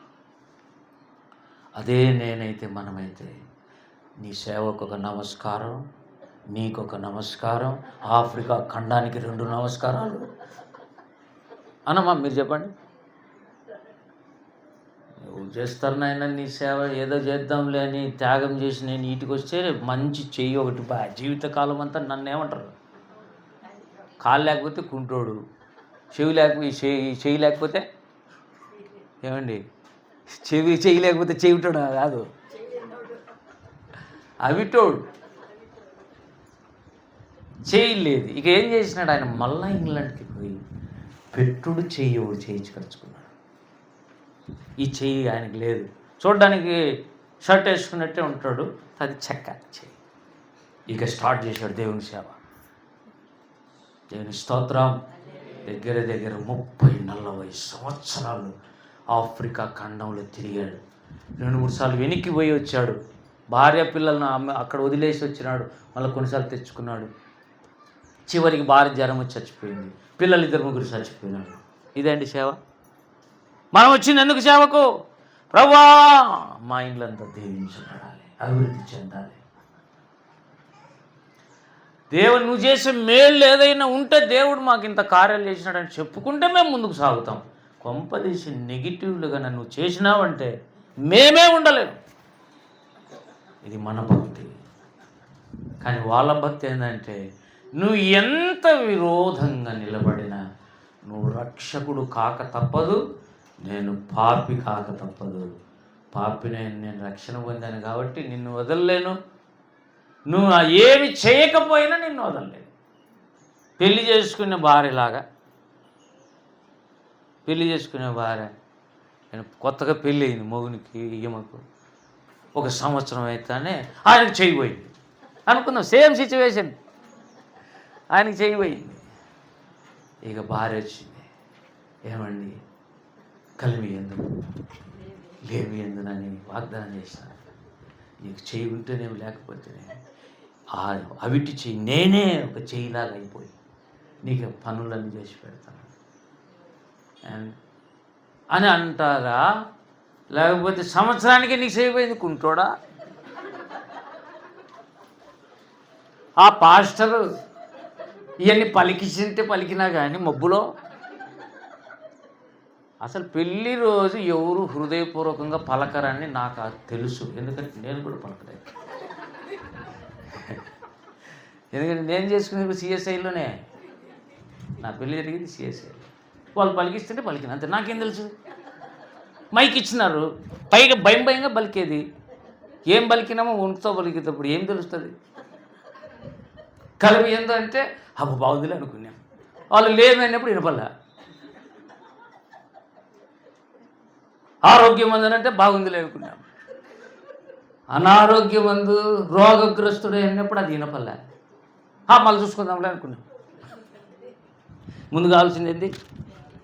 పెళ్ళి చెయ్యి. అందుకే అనేది అడ్డదిడ్డలు తిరుగుతుంటే రే వీడికి పెళ్లి చేయడానికి అంటారు. ఎందుకు తెలిసిన? మామూలుగా ఎనువు కానీ వదిలేస్తే అది అట్టనే పోతుంది. ఎద్దును వదిలేస్తే అట్టే పోతుంది. ఏ జంతువు వదిలేసినా అట్టే పోతుంది. దానికి ఒక గుదిబండ కడితే ఆ కాలుకు ఈ కాలుకు తగులుకొని అది పెద్ద స్పీడ్. అట్లా పెళ్లి చేస్తే ఎవరికైనా ఇక స్పీడే పోతుంది. స్లో అయిపోతాడు మనిషి. ఇక భార్య పిల్లలు అంతా మారిపోతుంది. ఇవి తెలుసు కానీ అది తెలియదు. ఇప్పుడు మీరు చెప్పండి, భర్తకి ఎంత బాగా లేకపోయినా కూడా భర్త కోసం నిలబడిన స్త్రీ డేవిడ్ లివింగ్స్టన్ భార్య. అందుకే అన్నాడు నేను, ఆయన దేవుడు తర్వాత నాకు ఆయన దేవత. దేవుడు తర్వాత నా భార్య నాకు దేవత అని అన్నాడంటే ఎటువంటి పరిస్థితులలో నిలబడితే ఆ జాలి వస్తుందో ఊహించుకో. మనోళ్ళు ఎకిరియడానికి పొడుచుకోవడానికి మీ రక్తాన్ని ఆయన ఇట్టా, మీ ఇంట్లో అట్ట జరిగింది, పెళ్ళి అయినప్పుడు వాళ్ళని ఇట్టన్నారు, మీరు ఇట్టండి. సిగ్గు లేకపోతే సరే, సిగ్గు లేకపోతే సరే. అవన్నీ మళ్ళీ ఎత్తుకొని ఇంటికాడ మళ్ళీ తెచ్చుకొని బూట్ చేసిన శవాన్ని కదా కొన్ని సమాధి ఉత్తేసినట్టు మళ్ళీ ఓపెన్ చేసి కంపంతా పీల్చుకొని ఇళ్ళల్లో ఎప్పుడు కొట్లాడుకుంటా. ఆ భక్తికి ఈ భక్తికి తేడా ఉందని చెప్తున్నాను. నేను ఎవరిని ఏమనటం లేదు. నువ్వు ఎవరిలో ఉన్నావో చూసుకొని మారకపోతే మాత్రం దేవుడు నిర్మోహమాటంగా నీకు పరలోకం ఇవ్వకుండా కట్ చేసే పరిస్థితులు వస్తాయి. పునాది సరిగా లేకపోతే ఆ ఇల్లు కొట్టుకొని పోతుంది అంతే. మీరే చెప్పండి, బైబిల్ ప్రకారంగా నా మాట విని వాటి చొప్పున చేయువాడు కావాలి. ఇప్పుడు దేవునికి వాడు బుద్ధిమంతుని పోలి ఉన్నాడు. అది కూడా ఎటువంటి బుద్ధిమంతుడు? బండ మీద పునాది వేసుకొని నా బుద్ధిమంతుడు. వాన వచ్చాను, వరద వచ్చాను, గాలి విసిరి భయంకరమైన తుఫాన్లు వస్తాయి ఫ్యామిలీలలో. నేను చెప్తున్నాను, రాసి పెట్టుకోండి. ఈరోజు ఎప్పుడు ఒకటే మాదిరి ఉండదు, ఎప్పుడు ఒకటే మాదిరి ఉండదు. లైఫ్ చాలా తేడాలు వస్తాయి. అప్పుడు నువ్వు నిలబడాలంటే జీవము నీకు తోడుగా ఉండాలి. అప్పుడు చచ్చిపోయేంత స్థితికి పోతావు నువ్వు. మళ్ళీ ఆయన జీవం ఎక్కిస్తాడు నీకు. చచ్చిపోతావు అసలు కొన్నిసార్లు. ఇప్పుడు మీరు చెప్పండి, రక్తం అంతా చెడిపోతే ఇప్పుడు కిడ్నీ పేషెంట్ అంటారు. రక్తము చెడిపోయే వాళ్ళని ఏమంటారు? కిడ్నీలు చెడిపోతేనే రక్తం చెడిపోతుంది. తెలుసా మీకు అది అసలు? ఎందుకంటే ఫిల్టరేషన్ అనేది చేయదు. ఈ మలినాలన్నీ పోయి రక్తంలో చేరుకుంటాయి. అట్లే కానీ ఉంటే మనిషి చనిపోతాడు. డయాలసిస్ చేయాలి. ఇప్పుడు చెప్పండి, మనం డయాలసిస్ చేయాల్సిన పరిస్థితులు వచ్చినా దేవుని యొక్క మంచి రక్తం లోపలికి ప్రవహిస్తుంది. ఈ పాతది బయటికి తీస్తాడు, ఇది ఎక్కిస్తూ ఉంటాడు. ప్రతి ఆదివారానికి ఒకసారి డయాలసిస్ జరుగుతుంది సంఘంలో. ఎక్కడ జరుగుతుంది? అది సంఘం అంటే. పోతిమమ్మ, ఓతిమమ్మ, ఇత్తిమమ్మ, ఏంది దశంభాగం. అసలు దేవునికి దశంభాగాలు అక్కర్లేదు, సేవకునికి కూడా అక్కర్లేదు. ఎందుకు తెలుసా? ఆ సేవకుని దేవుడు పిలిచింటే నీ మీద డిపెండ్ అయ్యి సేవ చేయటంలా. దేవుడు ఇస్తాడు ఏదో ఒక పక్క నుంచి. సడన్గా ఒకరు మాకు బ్రేక్ చేసి దశమ భాగం 10,000 ఇవ్వటం మానేశారు. ఒకసారి కనీసం అంటే 15 నెలలు ఇలా నేనేం అడగలే. మళ్ళీ యాజ్ ఇట్ ఈజ్ ప్రార్థన చేస్తూనే ఉన్నా. మళ్ళీ వాళ్ళు అడిగినప్పుడు ప్రార్థన చేస్తూనే ఉన్నా. ఎందుకంటే నా మైండ్ ఏంటంటే వాళ్ళ దశమ భాగంతో బ్రతికితే మనం బేకర్గా దేంతో బతుకుతాం? మనం దేవుడు బ్రతికిస్తే ఈరోజు కాదు రేపు శ్రమల కాలంలో కూడా నేను బతుకుతాను. లేకపోతే నేను ఏదేదో అనుకుని బలహీనపడి సేవని వదిలిపెట్టే పరిస్థితులు వస్తాయి. కాబట్టి should not depend upon the poor or rich people. ఎవరిచ్చినా ఇవ్వకపోయినా దేవుని చేత బ్రతకాలి. ఆయన జీవం నీలోకి రావాలి. ఏమండి కదులుతారు అట్లాంటి వాళ్ళు? చెప్పండి, మీరు చెప్పండి. ఎంత ఇస్తారు? ఇస్తే నాకు 1 కోటి రూపాయలు కావాలి. మరి నేను ఇచ్చేదే 5 రూపాయలు, 50 రూపాయలు, 100 రూపాయలు ఇచ్చేవని కావాలి. మళ్ళీ నీకేమంటే ఇస్తే 500 నేను. గర్వం అని కాదు, అవి ఏవి సరిపో. విశ్వాసులు ఇచ్చి సేవకులు బ్రతుకుతారంటే చాలామందికి కష్టం. ఒకవేళ సతీష్ కుమార్ లాంటి వాళ్ళకైతే దిగులేదు. ఎందుకంటే లక్షల మంది ఉన్నాయి. ఇప్పుడు 4 లక్షల మంది 10 రూపాయలు వేసినారు అనుకోండి ఉదాహరణ. ఆ క్యాల్కులేషన్స్ కూడా నేను వేసి చూసాను. వేస్తే 4 లక్షలు ఇంటూ 10 రూపాయలు ఎన్ని? 40 లక్షలు. వారానికి ఆదివారం ఒకరోజు 40 లక్షలు వస్తుంది. 4 వారాలు 1,60,00,000. అవి 10 రూపాయలు వేస్తేనే కొంపదీసి 50 వేసాను అనుకో మీలాంటి దానకర్తలు. 100 రూపాయలు ఇచ్చినారనుకోండి కానుక. యాడిపోతుందో చూడాలి. అట్టటలకి ఏం తక్కువ ఉంటుంది. కానీ నేను నమ్ముతున్న సతీష్ కుమార్ దేవుని మీదే ఆధారపడి వచ్చాడు కనుక ఇప్పుడు అవన్నీ వస్తున్నాయి. లేకుంటే పంటనే వేయకపోతే ఈ ఫలాలు నుంచి వస్తాయి. హల్లెలూయా. ముందు ఎలా దున్నాలి, ఎలా విత్తనం వేయాలి, పంట ఎలా కోయాలి నేర్పిస్తున్నాడు.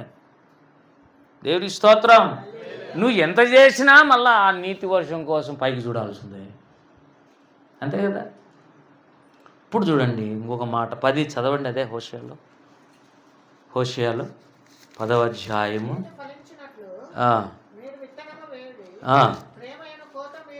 కోయుడు అద్దిగది అసలు పాయింట్ ఇది. యెహోవాను వెదకుటకు this is the right time. ప్రపంచంలో ఆది అపోస్తలుల కాలము కంటే ఇప్పుడు మనమున్న కాలమే కరెక్ట్ కాలం. ఎందుకంటే రాకడక దగ్గర ఉన్నాం మనం. అవునా కాదు? మీరు చెప్పండి. కాబట్టి ఇప్పుడు ఎవరైతే సెటరేట్ అవుతారో అందుకే అన్నాడు, ఏమన్నాడు? యెహోవాను ఎదుగుటకు ఇదే సమయం. అంటే ఇంగ్లీష్లో ఏమంటుంది? This is the right time, relevant time. Correct time అంటే ఇదే. ఈ సమయంలో కన్నా మీరు వెతికితే దొరకాల్సినవన్నీ దొరుకుతాయని చెప్తున్నాడు. బైబిల్లో ఇంకోసారి ఏమన్నాడు? లూకా 11లో వెదకుడి మీకు. ఇప్పుడు ఏం వెదకమంటున్నాడు? యెహోవాను వెదకండి. యెహోవాను వెతికితే దొరికేది కూడా ఆయనే ఉండాలి. ఆయన దొరికేదానికి ఇవన్నీ ఎందుకు సార్? మరి ఈ వ్యవసాయం ఎందుకు చేయాలని, నీతి అనేది ఎందుకు నాటాలంటే ఆయన పేరే నీతి, ఆయన పేరే ప్రేమ, ఆయనే అన్నీ. హల్లెలూయా. వీడు భూములను దున్నువాడు ఆయనే. మొత్తం పోగొట్టుకున్న వాళ్ళకు సైతం సమృద్ధిగా తిరిగి ఇచ్చేవాడు ఆయనే. అయితే చాలా కష్టం. పోగొట్టుకున్నాక దొరకటం చాలా కష్టం నాకు అనిపిస్తుంది. అందుకే పోగొట్టుకోకూడదని నేను చాలా జాగ్రత్త. వస్తువులు మీకు తెలియదు. నా బండి స్ప్లెండర్ ఉంది కదా, ఆడ ఎప్పుడు ఉంటుంది. మీరు ఎప్పుడైనా గమనించినారో లేదో? అంటే మీరు వెదకుడు అంటే పైన వెతుకుతున్నాం సార్, కింద మేము చూడము అంటే అట్టడానికి నేనేం చెప్పలేదు. ఆ బండి తీసిపోయి ఆడ గ్యారేజ్లో ఇచ్చి ఇది కొద్దిగా ఏమైనా సెల్ఫ్ స్టార్టర్ అట్లా వేయించినా అని ఊరికి అడిగిన ఈ మధ్యకాలం. వాడుండి సార్ ఇది 2006ది కదా అంటే మా చర్చి వాళ్ళకి కూడా తెలియదు, నీకెట్లా తెలుసురండి అంటే అతను చెప్తున్నాడు నాకుండేది కూడా స్ప్లెండరే సార్, నాది 98.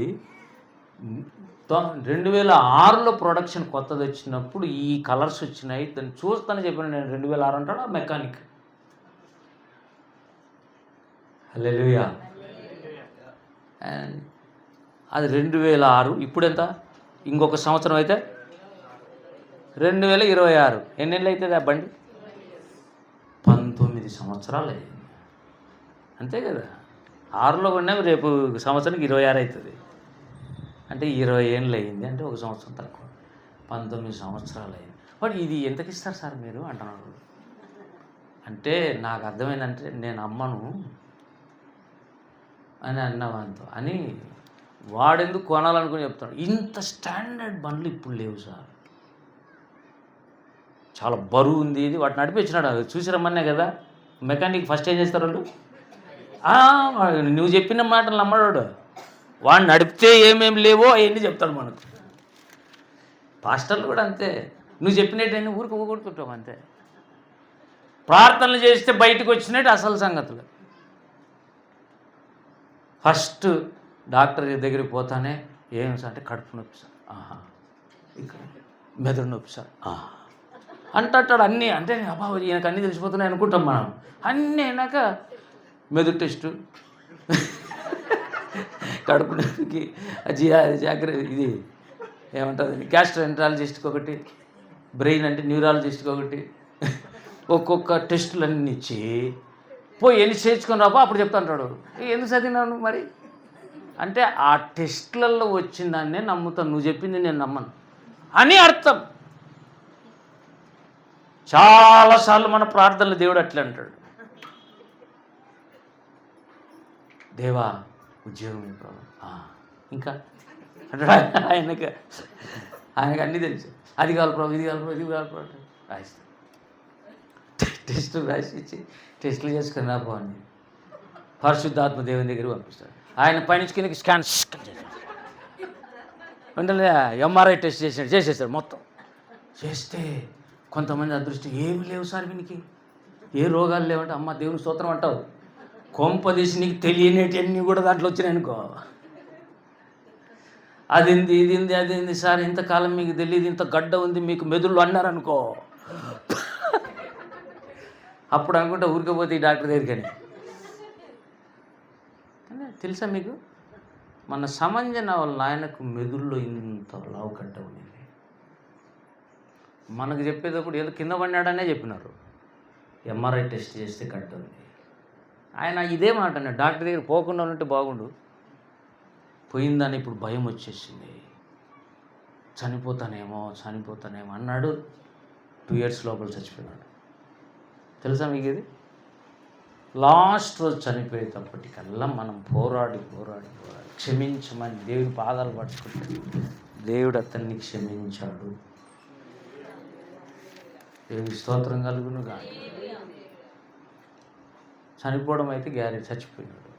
కాబట్టి కొన్నిసార్లు డాక్టర్ల దగ్గరికి పోతే 6 నెలలకు ఒకసారి ప్రతి ఒక్కరు డాక్టర్ దగ్గర పోవడం మంచిదే, కానీ వాళ్ళ పెట్టే అనుమానాలు భయపడకూడదు. చూడు, కాబట్టి మనం దేవుడు కూడా మనం చేసే ప్రార్థనలు ఊరికి వింటుంటాడు. పరిశుద్ధాత్మ దేవుని పంపిస్తా లోపలికి. నువ్వు చేసే ప్రార్థన అంతా దుల్లారా ఉత్తదంట అని చెప్పారు పరిశుద్ధాత్మ దేవుడు. పైకి అడుగుతున్నావు కానీ అది హృదయంలో నీకు ఆశే లేదు. అందుకే అన్నాడు, యెహోవాకు మొర్రపెట్టు వారికి, నిజముగా మొర్రపెట్టు వారికి ఆయన ఆసన్నుడు. దేవుని స్తోత్రం. అంటే అర్థమేంటి? కొంతమంది ప్రార్థన చేస్తున్నారు కానీ అది నిజమైన ప్రార్థన కాదు, కావాలని చేసే ప్రార్థన కాదు, నిజంగా జరిగి తీరాలని చేసే ప్రార్థన కాదు. నేను చెప్తున్నాను, నిజంగా నీకు ఏమి కావాలనో అది నిజంగా కావాలని అడిగే వాళ్ళ పేరే యథార్థవంతుడు. దాన్ని బట్టి దేవుడు టెస్ట్ చేస్తాడు. వీడు అడుగుతుండేది ప్రార్థన 2 ఒకటే, నిజమే వాడు అడిగేది నిజమే.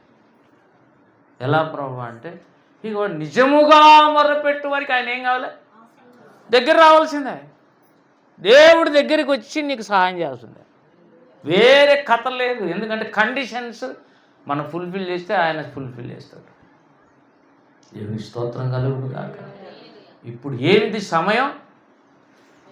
ఇదే సమయం దేనికి? బీడు భూములు దున్నటానికి. బీడు భూములు దున్నాక ఏం చేయాలి? అసలు నీకు విత్తనాలు వేయాలంటే ఫస్ట్ ఏం కావాలి? అది సంగతి. అసలు చెప్పాలంటే బీడు భూములు దున్నాలంటే కూడా దాని మీద ఏం పడాలి? వర్షం పడినాక దున్నుతాం అక్కడైతే. కానీ ఇక్కడ ఖచ్చితంగా మనం బీడు భూములు దున్నమని చెప్తున్నాడు దేవుడు. బీడు భూములు దున్నుకుంటే వర్షం కొరకు ఎదురు చూస్తే వర్షం పడుతుంది, విత్తనం వేస్తే విత్తనాలు ఫలిస్తాయి. అవి ఎదిగి ఎదిగి ఒకరోజు ప్రేమ పంట పండింది. దేవుని స్తోత్రం కలుగుగా. ఇది ఈ నీతి వర్షానికే ఇంకొక పేరు కడువరి వర్షం. పోయిన వారం చెప్పాను లేదా నేను? పోయిన వారం ఏం చెప్పాను?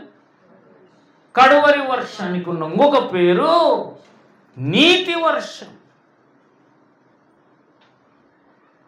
మొదటి వర్షం తొలకరి వర్షం వచ్చేసింది 2000 సంవత్సరాల క్రిందట. పైరంతా మొలిచి పెద్దదవుతా ఉంది. చివరికి వచ్చింది కోతకాలం వచ్చింది. ఇదేనండి, ఈ కోతకాలమే మెయిన్ లైన్ చర్చెస్లలో కోతకాలం పండగలని జరుపుతున్నారు. ఇంకా కోతకాలం సంఘానికి రాలే, వాళ్ళకి వచ్చేసింది. కోతకాలం ఎప్పుడు వస్తుందంటే అంతకంటే ముందు కడువరి వర్షం పడాలి. దేవుని స్తోత్రం కలుగుగా. ఇప్పుడు అందుకే అంటాడు, మనము దేవుని వ్యవసాయమును దేవుని గృహమును అయి ఉన్నాం. అంతేకాదు, మేము దేవుని జత పని వారం అయి ఉన్నాం. మొదటి కొరింథీ 3వ అధ్యాయం. అదొకటి చదవండి ప్రియులారా, నేను సడన్గా స్టాప్ చేస్తున్నా. 1 కొరింథీ 3వ అధ్యాయం 9వ వచనం. మేము దేవుని జత పనివారమై ఉన్నాం, మీరు దేవుని వ్యవసాయమును దేవుని గృహమునై. ఇప్పుడు చెప్పండి, వివరిస్తే టైం లేదు, అయిపోయింది, ముగిస్తున్నాను. మేము దేవుని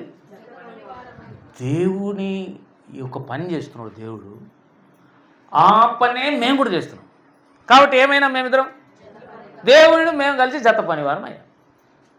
దేవుడు ఏం పని చేస్తున్నాడో భూమి మీద మేము కూడా అదే పని చేస్తున్నాం. ఎందుకంటే ఆయనే చెప్పాడు ఈ పని చేయండి రండి. ఆ పని ఏంటి తెలుసా? మీరు దేవుని వ్యవసాయం అంటే పంట ఒకటి పండిస్తున్నాం. హల్లెలూయా. దేవుడు మేము సేవకులమైన మేము కలిసి దేవుని ప్రణాళిక ఎరిగినటువంటి దైవజనులు, అపోస్తులు, ప్రవక్తలు దేవుడు కలిసి ఒక వ్యవసాయం వేశారు భూమి మీద. ఆ వ్యవసాయము ఇప్పుడు జరుగుతున్న విషయం అంతా జరుగుతాం. అది బీడు భూమిగా ఉండింది. పనికిరారు అనుకున్న వాళ్ళందరినీ లోకంలో రక్షణలోకి నడిపించి ప్రయోజకులుగా చేశాం. ఒనేసీమును మార్చినట్టుగా వాడు నిష్ప్రయోజకుడే. కానీ ఇప్పుడు మాత్రం వాడిని నిష్ప్రయోజకుని భూమిని తీసుకొని ప్రయోజనకరమైన భూమిగా పండిస్తూ ఉన్నాను. హల్లెలూయా. ఇప్పుడు చెప్పండి, నిజముగా నేను దేవునికి పనికిరాలేదు అని గనక నువ్వు అనుకుంటే నువ్వే రేపు దేవునికి మంచి పంటను పండించే వ్యక్తి అవుతావు. హల్లెలూయా, హల్లెలూయా. భక్సింగ్ గారు తాగుతుండే అటువంటి వ్యక్తి ప్రభువుని నమ్ముకొని ఇంగ్లాండ్ నుంచి వచ్చి ఇండియాలోనే సేవ. ఏమండి, ఇప్పుడు దేవుని ప్లాన్లు ఎట్టుంటాయో. బ్రిటిష్ దేశంలో పుట్టిన ఆయన, ఆ కింగ్డంలో పుట్టినోడిని డేవిడ్ లివింగ్స్టన్ తీసుకొని వచ్చి ఆఫ్రికాలో పనిచేయన్నాడు. ఇండియాలో పుట్టి ఇండియాలోనే పెరిగాడు, కానీ పంజాబీ ఆయన పోయి అక్కడ చదువుకుంటే అక్కడ చదువు చెప్పించిన తర్వాత దీనికి పెద్ద జాబ్ బోన్లే మళ్ళా వెనక్కిపోయి ఇండియాలో నా సేవ చేయాలి. భక్సింగ్ గారికి తెలుగు రాదు, ఇంగ్లీషు హిందీ. కాబట్టి పాపం ఆయనకు తెలుగులో ఒక ఒకసారి జరిగే సందర్భం చెప్తాను. భక్సింగ్ గారి దగ్గరికి వచ్చి మోకాళ్ళ మీద పడి చేతులు ఎత్తి పెట్టి, నేను దేవునికి ఎంతో ప్రార్థన చేశాను, దయచేసి మీరు గుంటూరుకు రావాలి అని అడిగిందట. ఆమె అడిగిందే గుంటూరు కోసం, గుంటూరు ఆమె. అప్పుడు భక్సింగ్ గారికి దేవుడు మాట్లాడాడు, ఈమె కాదు పిలిచేది, గుంటూరులో నువ్వు సేవ స్టార్ట్ చేయాలి. అప్పుడు కొత్తగా, అప్పుడు కాలం అది. సరే, ఈమె ఏడ్చే కన్నీరు అవన్నీ చూసి ఆమె దగ్గరికి పోయి, వాట్ హ్యాపెన్ టు యూ అని అడుగుతున్నాడు. ఆయన ఇంగ్లీష్లోనో హిందీలోనో. ఆమె తెలుగులో చెప్తుంది. గుంటూరుకు వచ్చి మీరు సేవ చేయండి. ఏమర్థమవుతుంది ఆయనకు? కానీ అక్కడ చుట్టుపక్కల ఉండే సేవకులంతా వచ్చి ట్రాన్స్లేషన్ చేసి ఈమె ఇట్లా అడుగుతుంది తెలుగులో, గుంటూరుకు పోవాలంటానంటే పాపం అర్థం కాకపోయినా దేవుడు చెప్పాడు కనుక ఆయనకు వేరే భాషలో అర్థమైంది. గుంటూరుకు వెళ్ళాడు. గుంటూరులో పెద్ద కూడిక పెట్టినారు. ఆ కూడిక పెట్టిన ఫస్ట్ డే జనములు విపరీతంగా వచ్చారు. ఎవరి కోసం? దేవుణ్ణి అంత ప్రార్థన చేసిపోతాడు ఈయన. భక్సింగ్ గారు ప్రార్థన చేసి ఆమె కోసం చేశాడు. ఆమె పిలిచింది, నేను వెళ్ళాలి, పోతున్నా అవుతాను, పో. ఆమె పిలుపుని, ఆమెది కాదు అది, నేనే ఆమెతో ప్రార్థన చేయించాను. వచ్చాడు ఆయన. వచ్చి ఫస్ట్ రోజు మీటింగ్ పెడతానే వాక్యం అంతా అయిపోయింది. ఆ గుంటూరుకు రమ్మని చెప్పిన ఆమె చనిపోయింది ఫస్ట్ డేనే. ఇక ఆ రోజే బరియల్ అంతా తీసుకుపోయి బూడ్చడం అంతా ఎవరు? భక్సింగ్ గారే చేసేసారు. తర్వాత చాలామంది అడిగిన అర్థం కాదు, ఏంటి ఇంతకాలం ప్రార్థన చేసింది ఆయమ వచ్చింది గుంటూరుకు, ఈరోజు చచ్చిపోవటం ఏంది దేవుని కార్యాలు అంటే, ఆమె పని అయిపోయింది, కాము ఉండండి అన్నాడు. ఆమె పని ఏంటి? భక్సింగ్ గారు అనే ప్రార్థనా పరుని గుంటూరుకు తీసుకొచ్చే ప్రార్థన నువ్వు చేయాలి. దేవుని స్తోత్రం కాదు. కాబట్టి పిల్లరా, ఆ ప్రార్థన అయిపోయింది, చనిపోయింది. కానీ ఆ రోజు జరిగిన మీటింగ్ని బట్టి సంఘాలు ఇప్పుడు ఎన్ని ఉన్నాయి లెక్కలేదు. హల్లెలూయా. గుంటూరు ప్రాంతంలో ఎన్ని హెబ్రోన్ సంఘాలు ఉన్నాయి తెలియదు. ఏది ఏమైనా భక్సింగ్ గారిని ఒక్కని పిలుచుకొని వేల సంఘాలు దేవుడు ఎలా కట్టాడు. బీడు భూమిని దున్నాడు దేవుడు, నీతిని నాటాడు ఆయన హృదయంలో. అసలు ఆ బీడు భూమి ఆయన హృదయమే, నీ హృదయమే, నా హృదయమే. ఎవరు దున్నటం లేదాన్ని, దున్నినిస్తే కదా. ప్రభువా సహాయం చేయండి ఆయన, నన్ను ఎవరు వాడుకోకుండా నిష్ప్రయోజనకంగా ఉన్నాను అనేది కానీ దేవునికి యథార్థంగా ప్రార్థన చేస్తే దేవుడు తాకుతాడు. దేవునికి స్తోత్రం కలుగును గాక. ఇది ఏం సమయము? యెహోవాను వెదకుటకు ఇదే సమయం. ఈరోజు దేవుడు నీతో ఏం మాట్లాడుతున్నాడు తెలుసా? నీతో ఏం మాట్లాడుతున్నాడు తెలుసా? ఇది రైట్ టైం. నువ్వు ఎలా ఉన్నావో యథార్థంగా దేవుడు చెప్పుకునే టైం. నువ్వు చెప్పుకునేది దేవుడు చూచినేది ఒకటే అయితే నీ మీదనే ఆయన పంటలు పండిస్తాడు. లాస్ట్కు నువ్వు కోసుకునే కోత పేరు ప్రేమ. మధ్యలో ఒకటి ఉంది, ఇతనం, నీతి. ఈ నీతి కానీ ప్రేమ కానీ ఇవన్నీ ఎలా వస్తాయంటే సమయం తెలిసిన వాడిగా అడగాలి దేవుని. తెలుసా మీకు? యెహోవాను వెదకుటకు ఇదే సమయం అని యెషయా గ్రంథంలో ఉంది. అక్కడ కూడా ఉంది యెషయా గ్రంథంలో. అంటే అర్థం తర్వాత మీరు వెతికినా దొరకడు అని కూడా అర్థం. టైంలో వెతికితే దొరుకుతాడు. కొన్నిసార్లు టైం మీరిపోయినాక ప్రభు నాకు నువ్వు కావాలంటే రేయ్ నీ టైం అయిపోయింది పోరా అంటాడు ఏషావులాగా. కాబట్టి కరెక్ట్ టైం. ఈరోజు దేవుడు ఏం చెప్తున్నాడో దేవునితో చెప్తా, ప్రభా నువ్వు అనుకునే దాంతో పోలిస్తే నేను బీడుగానే ఉన్నాను, నేనేం పెద్దగా ఫలించలేదు నాయన. అయితే ఈ సమయంలో అడుగుతున్నాను, సహాయం చేస్తావా? నన్ను కూడా భక్తులను వాడుకున్నట్టు వాడుకోగలవా? నాకు శక్తి లేదు, బలము లేదు, ఏమీ లేదు, భక్తి కూడా తెలియదు ప్రభా, నన్ను దర్శించని యథార్థంగా దేవుని సన్నిధిలో కడుక్కొని సరి చేసుకుంటే దేవుడు నీ ద్వారా నీతి వర్షం నీ మీదకి పడేటట్టు చేస్తాడు. పరిశుద్ధాత్మ దేవుడు వచ్చి నీతి నీలో మొలకెత్తేటట్టు చేస్తాడు. ఆ నీతి ఫలించి ప్రేమ అనే కోతను కోసి కుడేటట్టు దేవుడు చేస్తాడు. రండి